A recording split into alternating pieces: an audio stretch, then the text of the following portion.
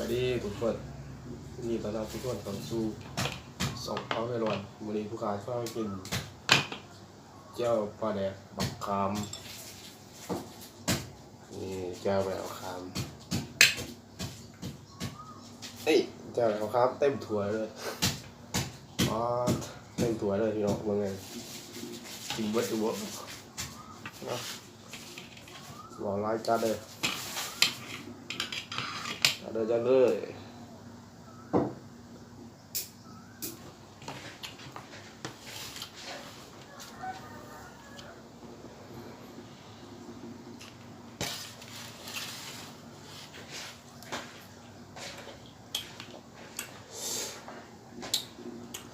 เขาก็ตื่นนอนไปทำไม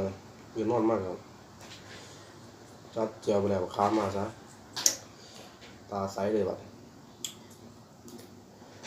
ตาใสปิงเลย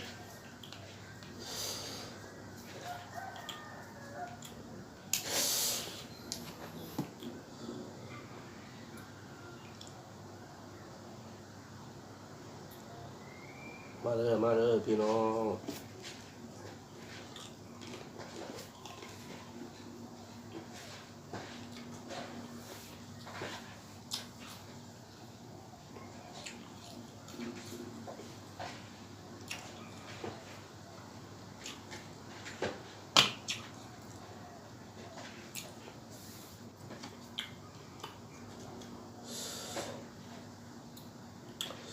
เบื้องแล้วก็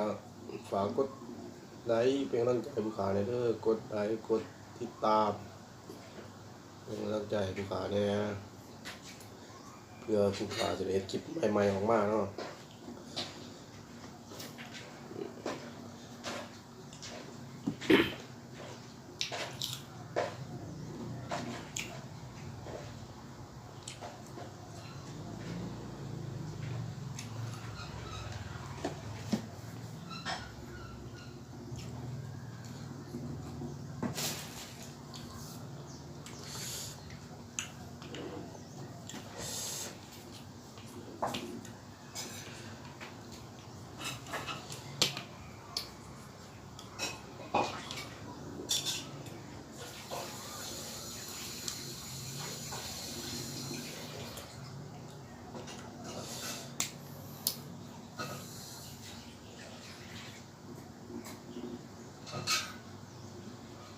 ตอนแปลกพี่น้อง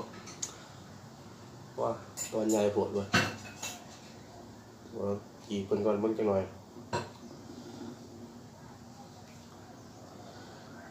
ตอนแปลกเนี่ย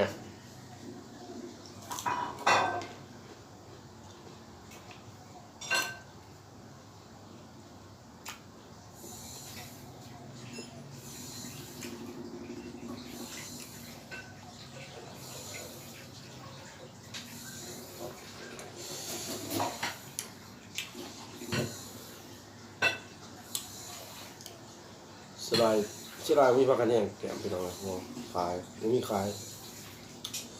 ไม่ได้แต่คำอะ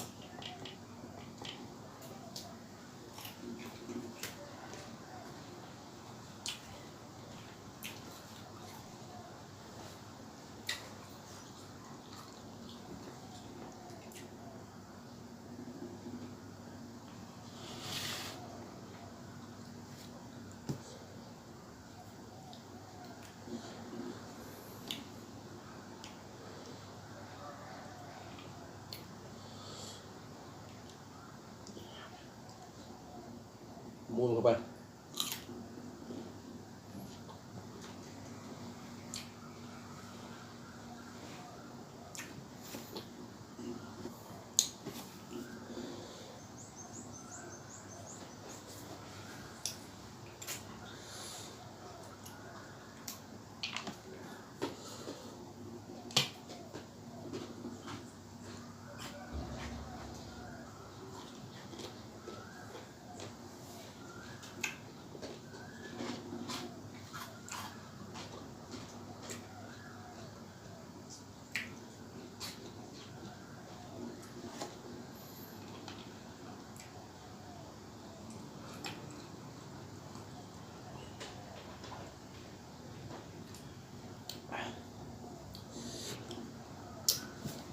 จีกต้นมะแดกมันยังบาด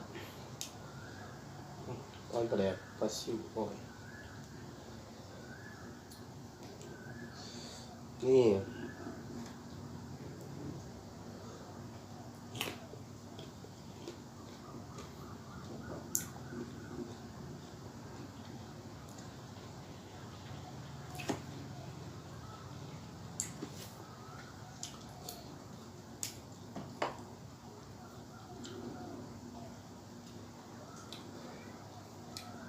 ต้นมะแดกคุณเนี่ยมึง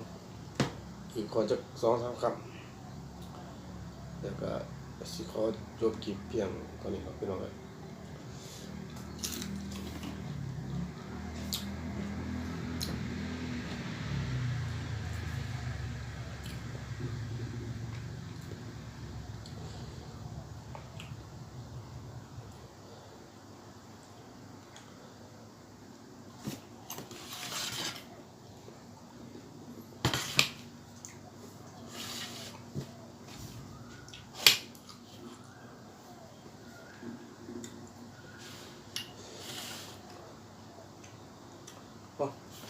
กินต่อไปมาไว้กับพี่น้องเลย